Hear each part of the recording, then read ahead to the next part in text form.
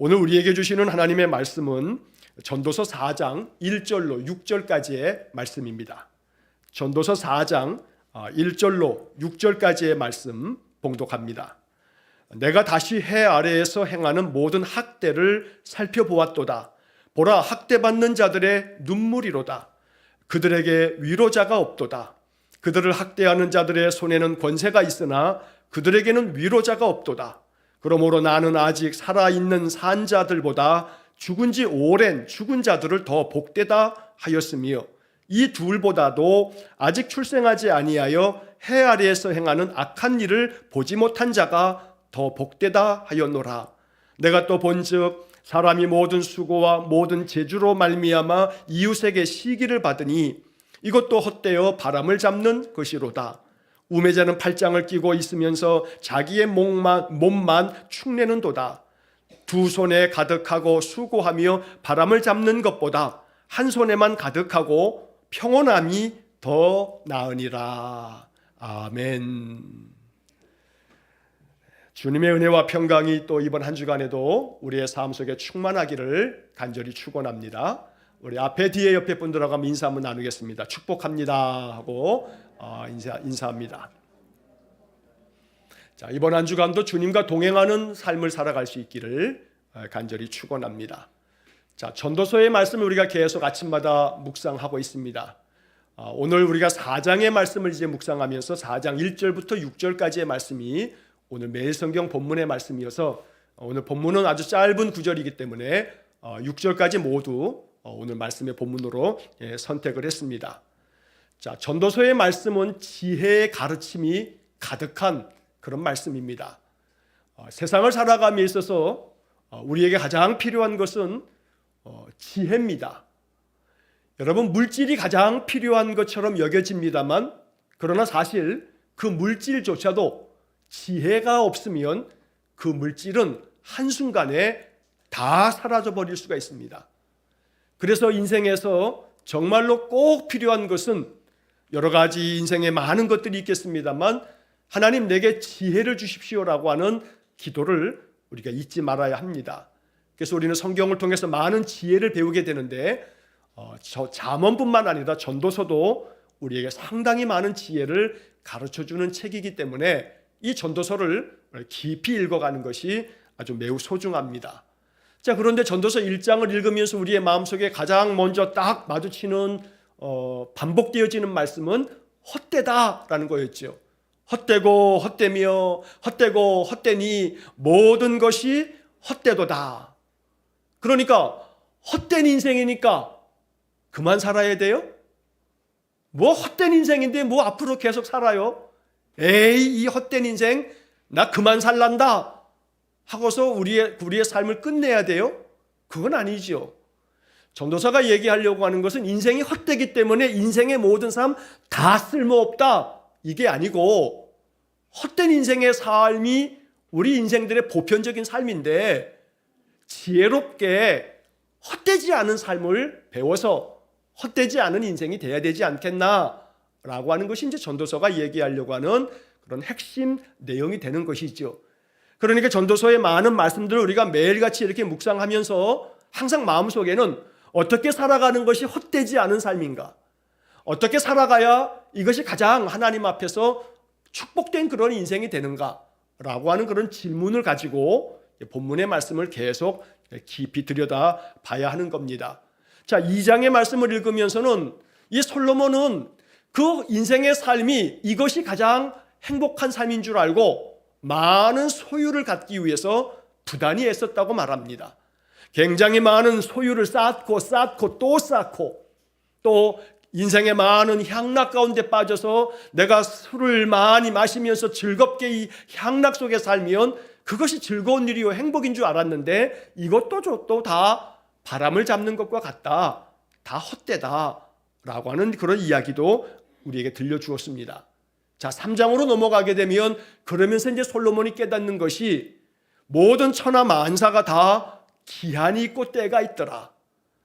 사람이 태어날 때도 있지만 죽을 때도 있고 심을 때도 있지만 뽑힐 때도 있고 슬플 때도 있지만 또 웃을 때도 있고 여러 가지 인생의 많은 삶 속에 많은 때들이 왔다 갔다 교차되면서 우리의 인생을 맞이하게 되는데, 어떤 인간도 자신에게 주어진 인생의 때를 자기 마음대로 결정하고 자기 마음대로 주장할 수 있는 사람이 없더라고 하는 겁니다.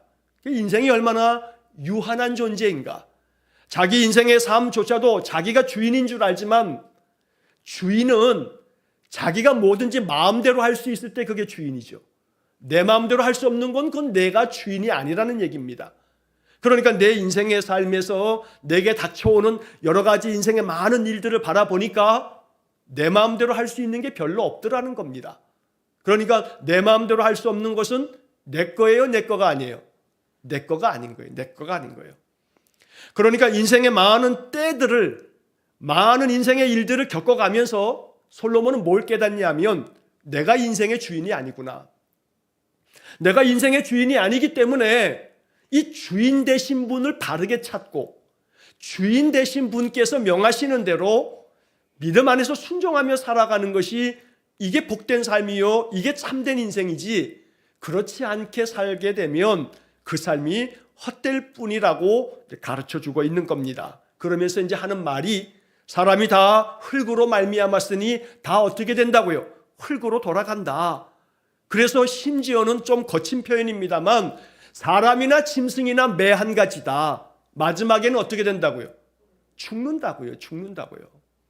그러니 언제나 죽음 앞에 서 있는 인생을 항상 생각하지 않는다면, 그러면 자꾸 헛된 것에 자꾸 연연하며 거기에 발목 잡혀서 괴로운 나날을 보내게 되는데, 오늘 밤에라도 죽을 수 있다.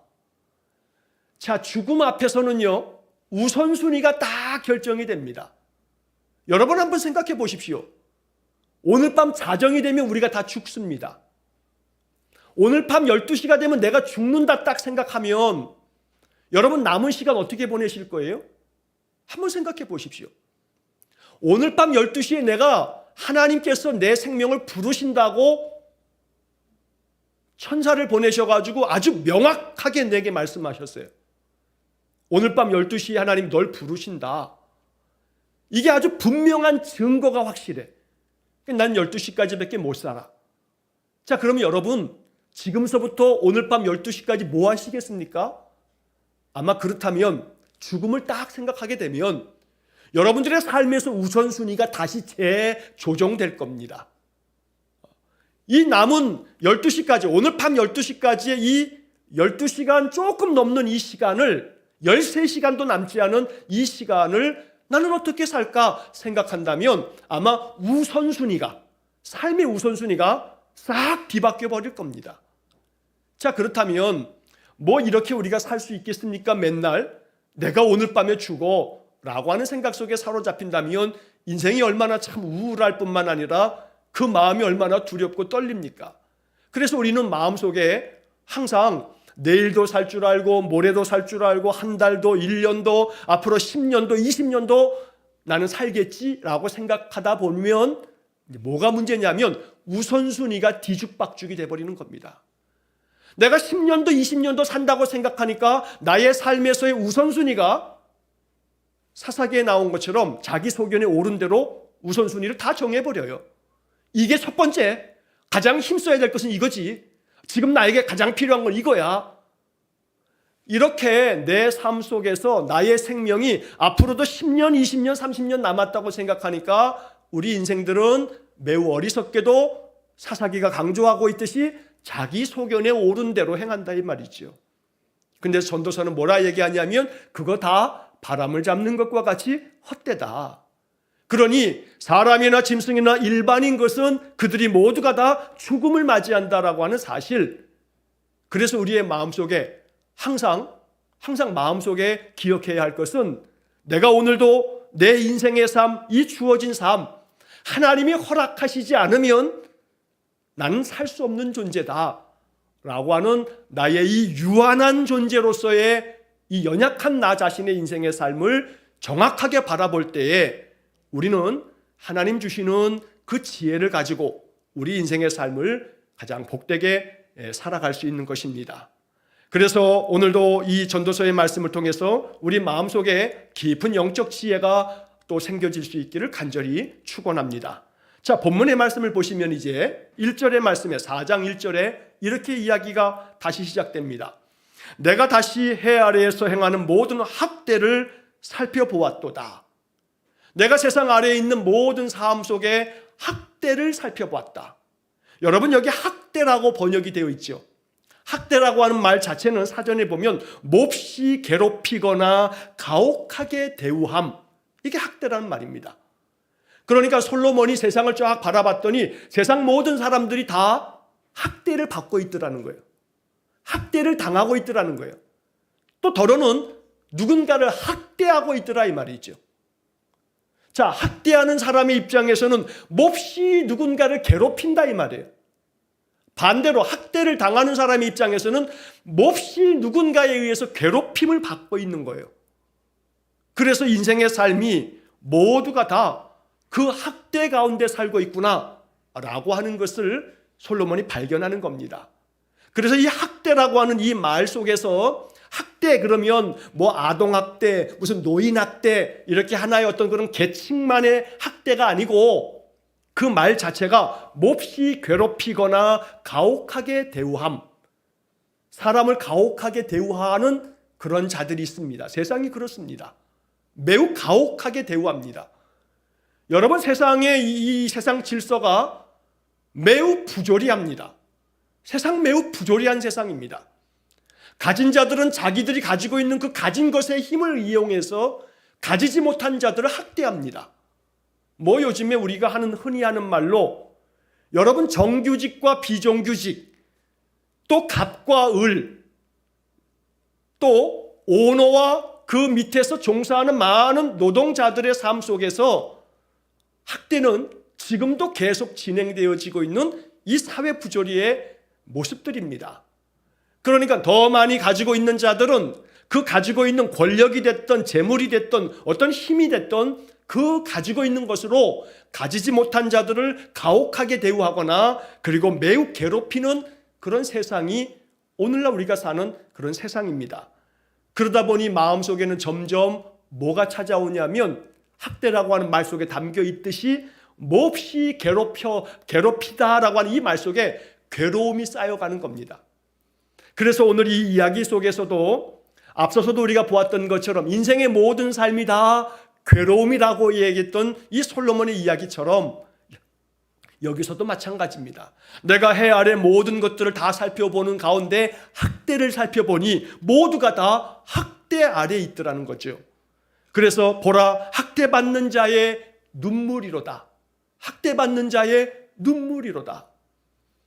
여러분, 비정규직 젊은 청년 아이가 규정을 다 어겨가면서 업무 지시하는 사람들에 의해서 지하철 승강장에서 그거 손보다가 규정에 의하면 2명 이상이 같이 공동으로 작업해야 되는데 그거 돈 아끼겠다고 네 가서 작업해 해가지고 그 지하철 선로에서 결국은 끼어서 청년 아이가 죽는 사고들을 우리 뉴스에서 종종 보지요. 근데 그 아이의 가방 속에 컵라면 하나가 남아있더라는 컵라면. 밥 먹을 시간도 제대로 보장되지 못해서 근로시간이라고 하는 것이 근로기준법이 휴식시간이 보장되어 있지만 그러나 휴식시간을 제대로 편하게 정말로 자유롭게 보장받고 그렇게 쉴 수 있는 데들이 과연 몇 군데가 있냐 이 말이지요. 그러니 자기들은 그냥 뭐 펜대 굴리면서 그냥 결제 그냥 자기 서명 하나씩 찍찍 해놓고서도 몇천 이상씩 억대 연봉을 받아가면서도 밑에서 그냥 점심 한 끼 컵라면으로 때워가는 그 젊은 아이들의 생명조차는 아무렇지도 않게 생각하는 그런 세상이 우리가 사는 세상이지요. 그러다 보니 인생을 살아가는 사람들의 삶이 오직 뭐예요? 여기 지금 말하는 것처럼 보라, 학대받는 자들의 눈물이로다. 학대받는 자들의 눈물이로다. 언제 잘릴지 모르는 그런 직장, 또다시 계약 기간이 가까워오게 되면 이 계약 기간을 연장하게 되면 정규직으로 채용을 해야 되니까 비정규직 이 알량한 법에 의해서 그래도 그들을 보호하라고 하는 법을 악용하지요. 그러니까 2년 되기 전에 그 한 달 앞두고 딱 자르잖아요.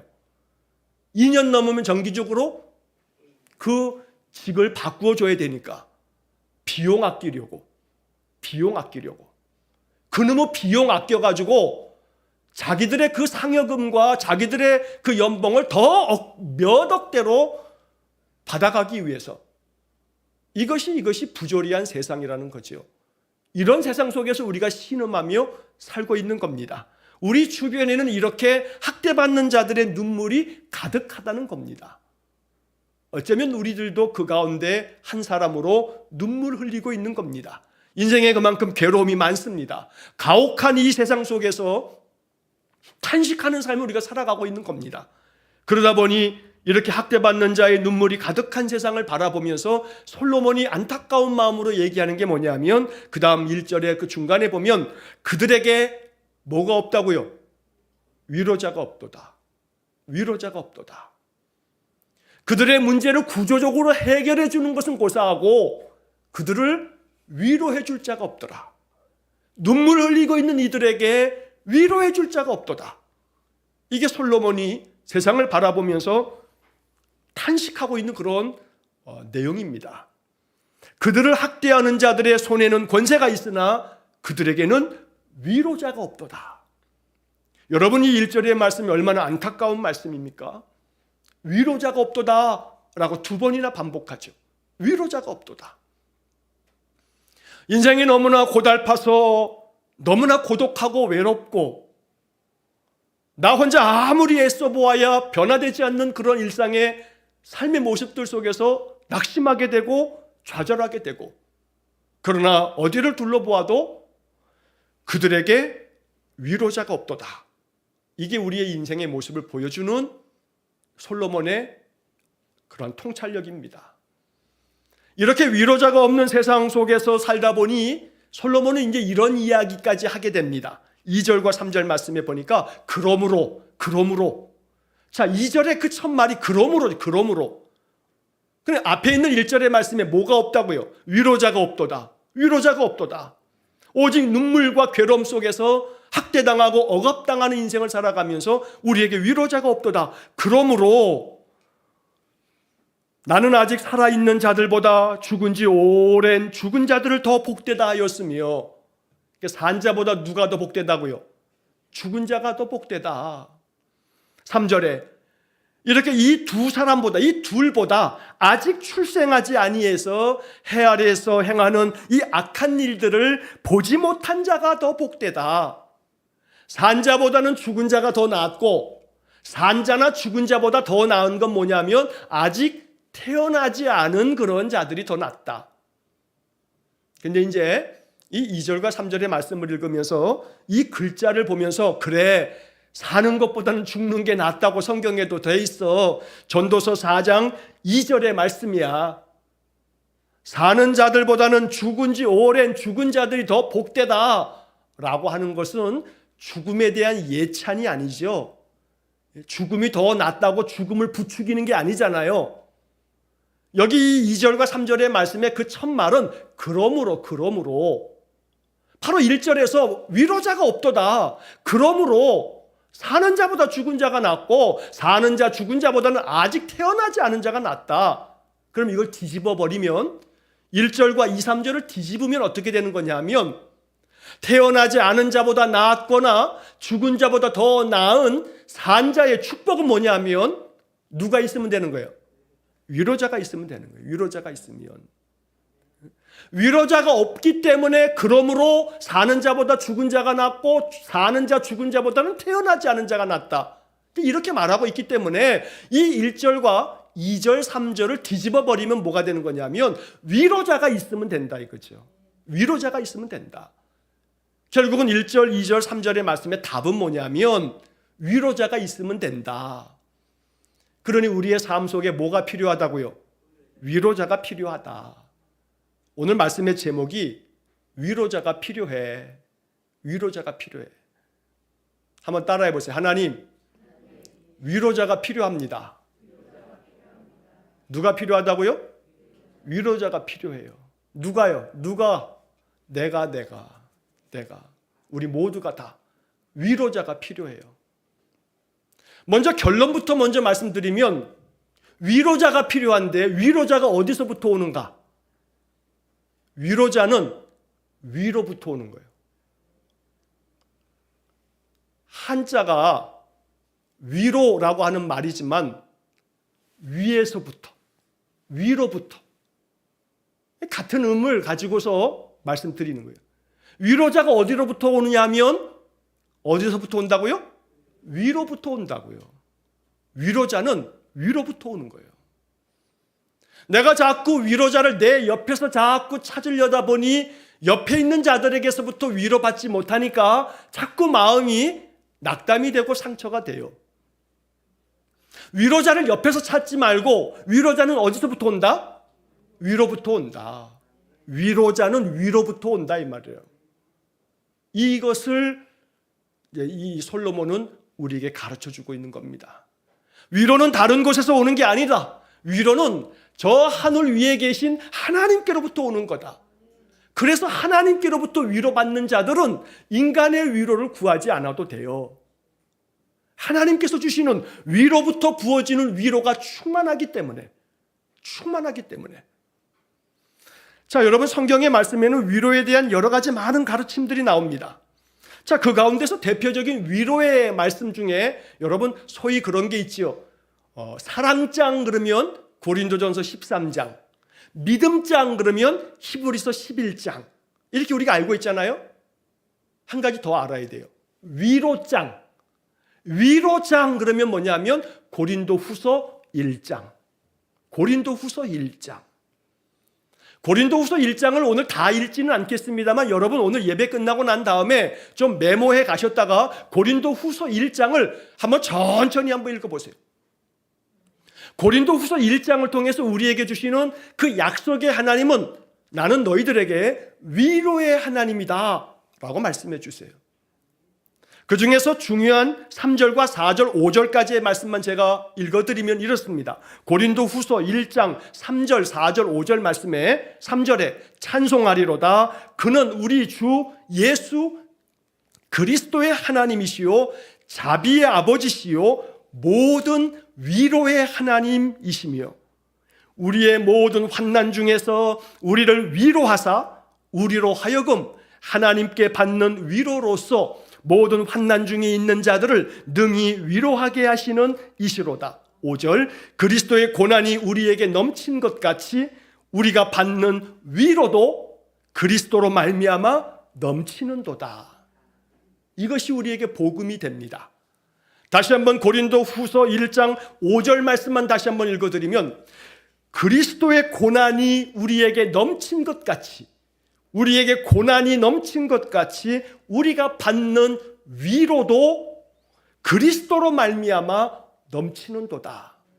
우리의 삶의 위로가 넘치면요 하늘로부터 하나님 부어주시는 하나님께 받는 위로가 넘치면 우리의 삶에 새로운 소망을 갖게 됩니다. 여러분 사람이 충분히 위로받으면 거기서부터 다시금 일어설 수 있는 마음이 생겨집니다. 위로가 없기 때문에 위로받을 곳이 없기 때문에 우리의 마음이 자꾸 시들어지는 겁니다. 내 마음에 아주 풍족한 위로가 있으면 우리의 마음은 다시 한번 소망을 갖게 된다는 이야기입니다.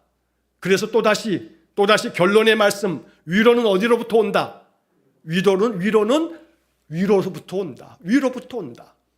하나님께서 부어주시는 그 위로함이 우리의 삶에 충만하기를 간절히 축원합니다.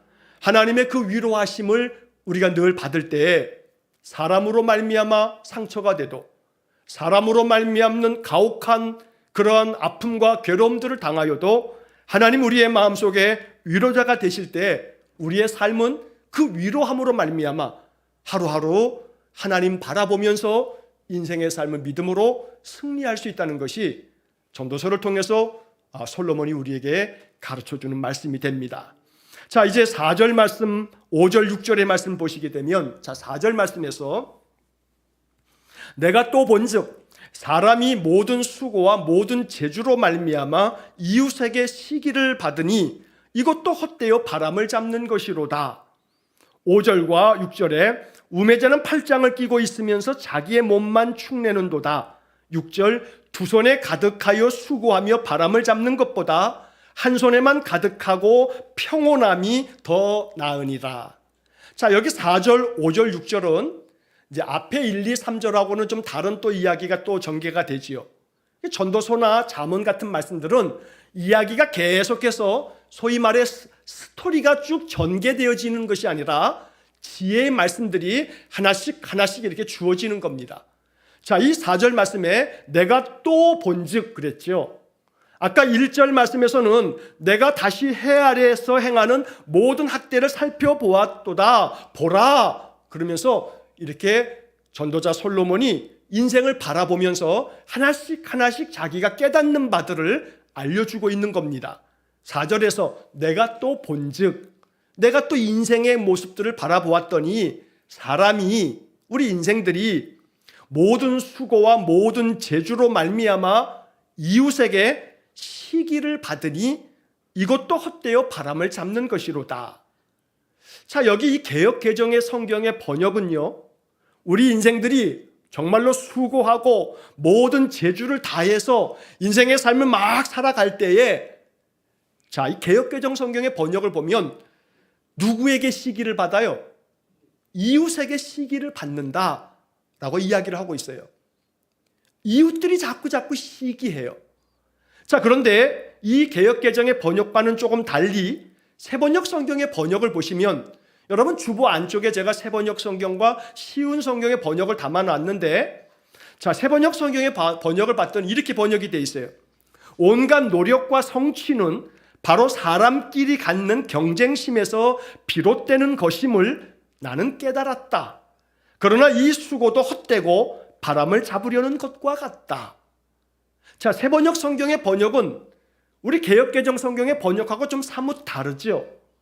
새번역 성경의 번역대로 한다면 사람들이 온갖 노력과 또 많은 성취를 이루어 가는데, 이런 모든 것들은 사람들끼리 갖는 경쟁심에서 비롯되고 있다라고 말한다는 거예요. 자, 다시 개역개정 성경을 보게 되면 사람이 모든 수고와 모든 재주로 말미암아 이웃에게 시기를 받는다. 그러니까 서로 시기하고 서로 경쟁하면서 내가 저 사람을 뛰어넘지 못하면 내가 죽어. 그러니까 내가 무슨 수를 쓰더라도 저 사람을 밟고 넘어가야 돼. 저 사람을 죽이지 않으면 내가 죽어. 라고 하는 것이 세상 풍조라는 겁니다. 자, 그런 세상 속에서 여러분 아이들이요, 학교에서도 배우는 게 뭐냐 하면, 야, 네가 쟤를 이기지 못하면 넌 쟤 때문에 대학 못 가. 그러니까 애들이 자기들이 공부하고 있는 그런 내용들도 다른 친구들에게 빌려주지도 않아요. 그래도 중학교, 고등학교까지만 하더라도 아이들에게도 어리고 순수하니까 좀 나은데, 이게 조금 더 머리가 큰 이 대학생들은요, 자기 학점 관리하려고요, 이게 머리 큰 놈들은 온갖 핑계를 대면서 자기 공부한 그런 여러 가지 강의 노트라든가 이런 것들을 어떤 놈들은 절대 안 빌려준다 그래요. 뭐예요? 내가 어쨌든 저놈보다는 경쟁에서 더 앞서야 되니까. 왜냐하면 대학의 학점이라고 하는 것이 상대평가거든요. 그래서 교수들이 A 학점을 줄 사람이 몇 퍼센트, B 학점은 몇 퍼센트, 학교에서 정한 이렇게 어떤 규정들이 있기 때문에 무조건 다 A 학점을 줄 수가 없어요. 그러니까 서로 이 경쟁이라고 하는 것이 아주 치열하죠. 근데 그렇게 해서 공부를 마치고 세상에 나오게 되면 세상은 더 아주 정글의 법칙이 우글우글한 그런 세상이죠. 심지어 내가 저 사람을 이겨 넘어가지 않으면, 밟고 일어서지 않으면 내가 죽는다라고 하는 그런 생각 속에서 세상 사람들은 살아가고 있습니다. 그러다 보니 4절 말씀에 이렇게 모든 사람들이 자기들의 온갖 수고와 자기의 능력을 발휘해서 온갖 재주를 동원해서 그렇게 애쓰지만 언제나 마음속에 항상 쫓기는 마음인 것은, 내가 지금 쉬면 저 사람이, 저 경쟁자가 쉬지 아니하고 나보다 앞질러 가면 난 도태되고 나는 결국은 낙오되고 말 거야 라고 하는 불안 속에서 인생이 사는 겁니다. 그러다 보니 이 극심한 이 경쟁 속에서 살아가는 인생들의 삶이라 하는 것이 얼마나 각박하고 괴로운가. 쉬운 성경의 번역으로 보면 이렇게 번역되어 있습니다.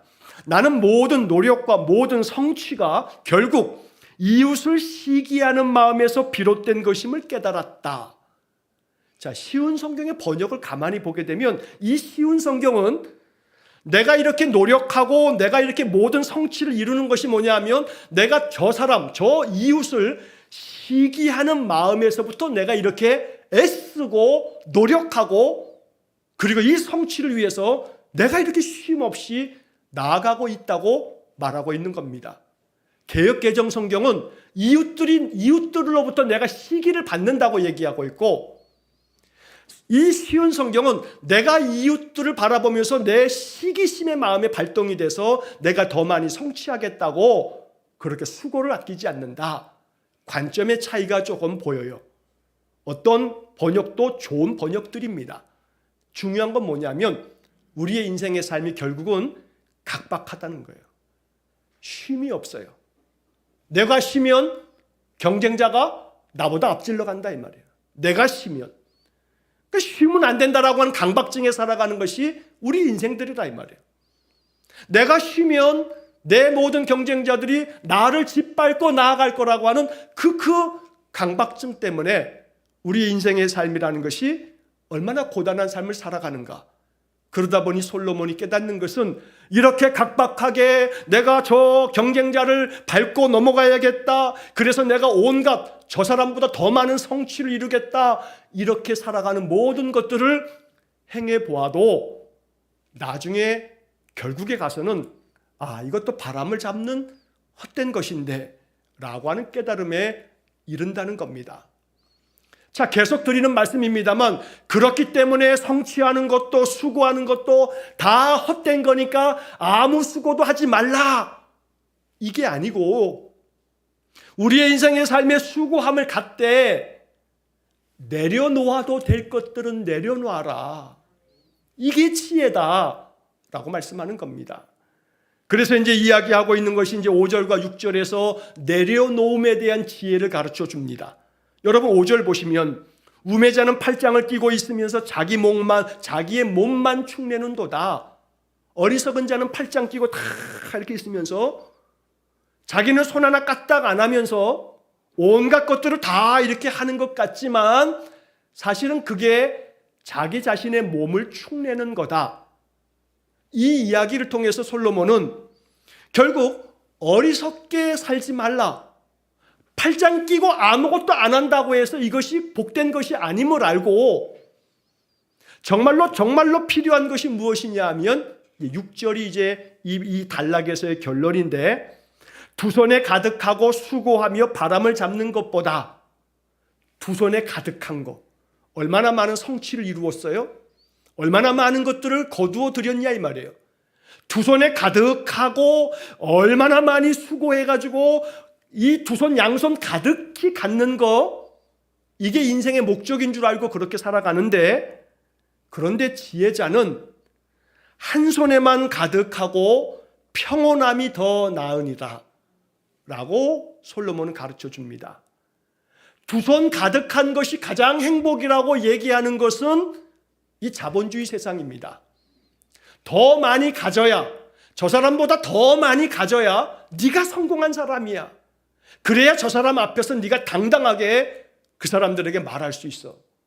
더 많은 것들을 갖기 위해서 오늘도 내일도 변함없이 그렇게 수고하는 양손 가득히 무언가를 갖겠다 하는 그런 마음, 이것이 솔로몬이 인생을 다 살면서 깨닫는 지혜는 뭐냐면 이거 바람을 잡으려는 것과 같더라. 그래서 솔로몬의 이 결론은 6절 하반절에 한 손에만 가득하고 평온함이 더 나으니라. 한 손에만 가득하고 평온함이 더 나으니라. 여기 평온함이라고 하는 것이 이제 가장 중요한 복음의 말씀입니다. 여러분, 평온함이 없이 두 손 가득 갖는 것보다 비록 한 손에만 있다 할지라도 내 심령의 삶이 평온한 것이 이것이 큰 축복이요 이것이 지혜로운 인생이 아니냐라고 솔로몬이 이야기하고 있다는 것입니다.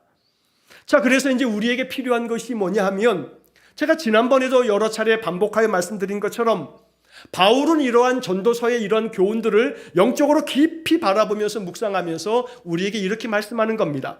빌립보서 4장 11절 말씀을 다시 한번 이야기합니다. 내가 궁핍함으로 말하는 것이 아니니라 어떤 형편에든지 나는 자족하기를 배웠노니 어떤 형편에서든지 나는 자족하기를 배웠다. 여러분, 이러한 지혜가 있기를 간절히 축원합니다. 우리의 삶에서 한 손에만 가득해도 여기서 자족할 줄 아는 마음, 어찌 보면 마음속에 또 이러한 의구심이 또 반론이 있을지 모릅니다. 주님, 나는 한 손에도 가득하지가 않아요. 한 손에도 아무것도 없어요. 그런 마음이 있을지 모릅니다. 그래서 바울은 이렇게 얘기하는 겁니다. 양손이냐 한 손이냐 이것을 얘기하지 아니하고 바울이 뭐라고 얘기하냐면 어떤 형편에든지 나는 자족하기를 배웠다. 근데 여기서 중요한 것은 배웠다라고 하는 말입니다. 어떤 형편에든지 나는 자족하기를 배웠노니 빌립보서 4장 11절 말씀입니다. 배워야 합니다. 하나님 앞에서 자꾸 내 마음에 가르쳐달라고 구해야 합니다. 인생의 삶에서 내가 양손 가득히 내 손에 채워지지 않는 것 같은 마음 때문에 마음이거든요. 이미 어쩌면 나는 지금도 충분히 내 삶의 필요를 가지고 살아가고 있음에도 불구하고 내 마음속에 아직도 나는 한 손에만 있어. 아직도 나는 양손에 없거든.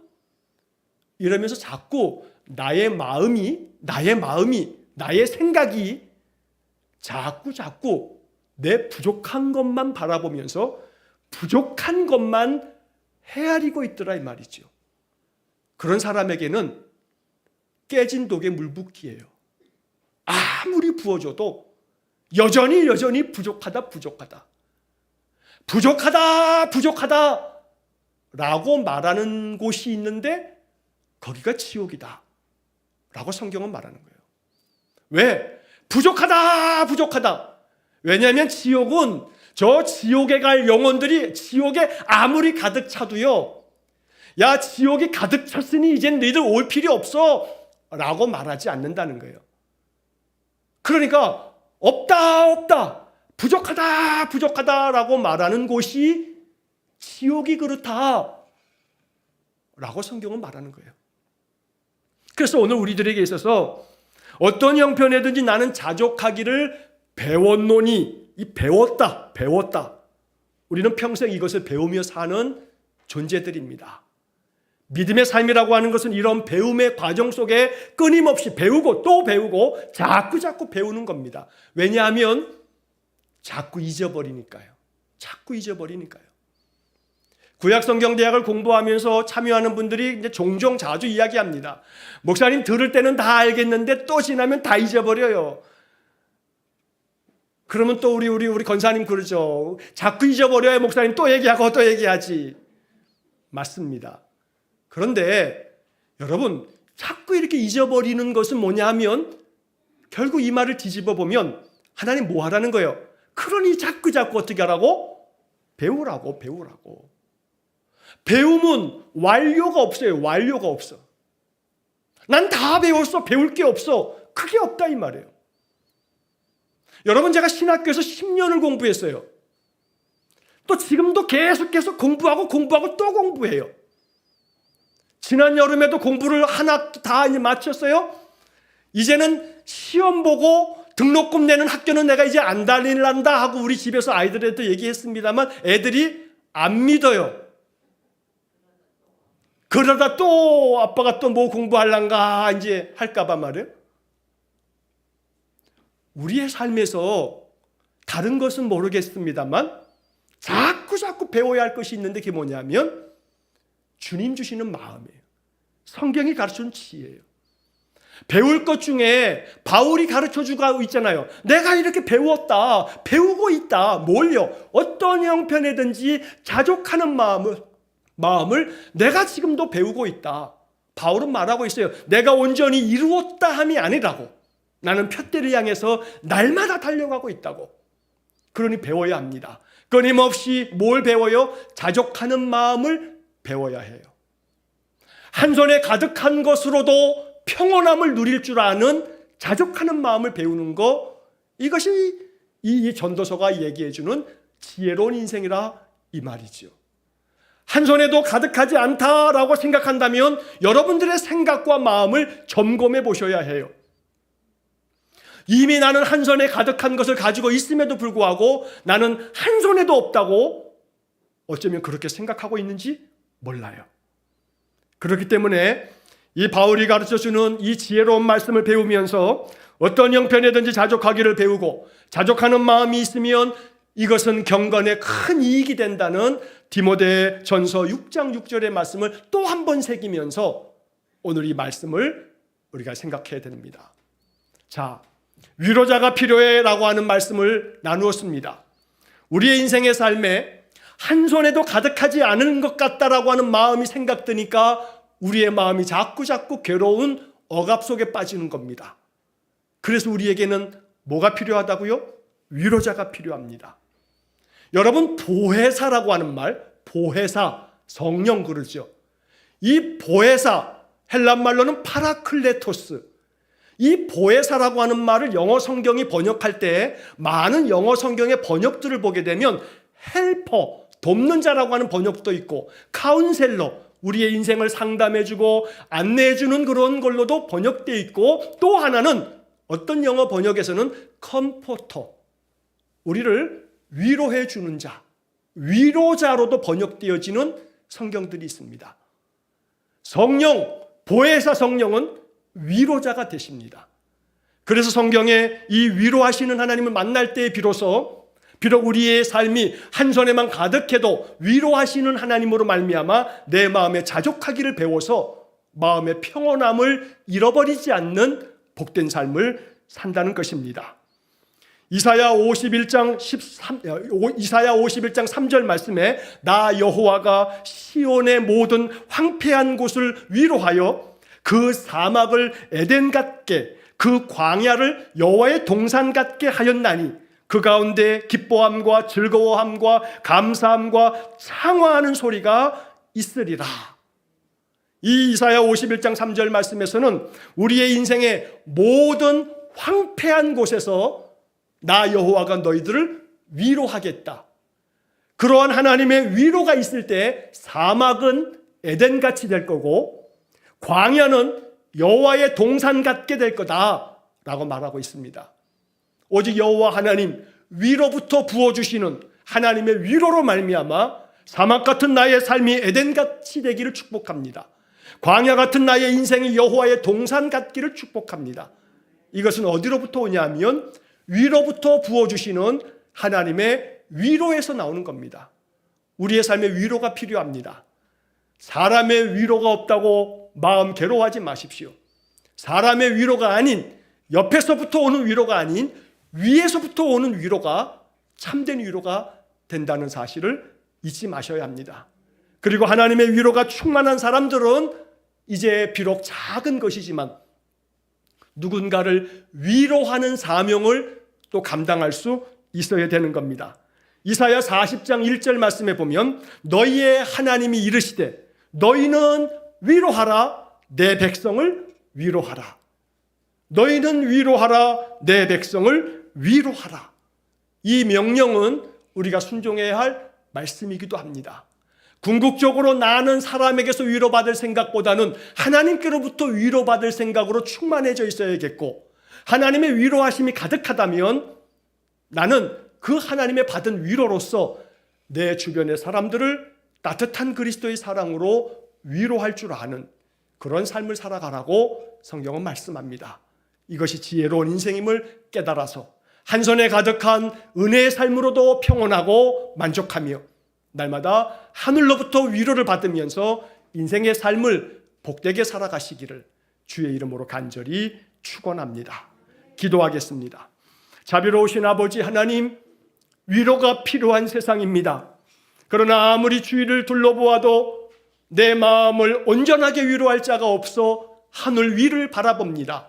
위로는 위로부터 주어진다는 것을 기억하게 하셔서 언제나 위로자 되시는 보혜사 성령님 우리 가운데 충만하게 임재하셔서 날마다 하나님 위로하심을 통해서 우리의 인생의 삶 부족함이 많고 결핍이 많아도 내게 주어진 은혜의 삶을 감사히 여기면서 여기서 평온함을 누리면서 하나님의 의를 이루어가는 거룩한 성도들 되게 해 주옵소서. 우리를 위로하시는 하나님의 손길을 날마다 풍성하게 느끼면서 인생을 살게 해 주옵소서. 예수님 이름으로 기도하옵나이다. 아멘.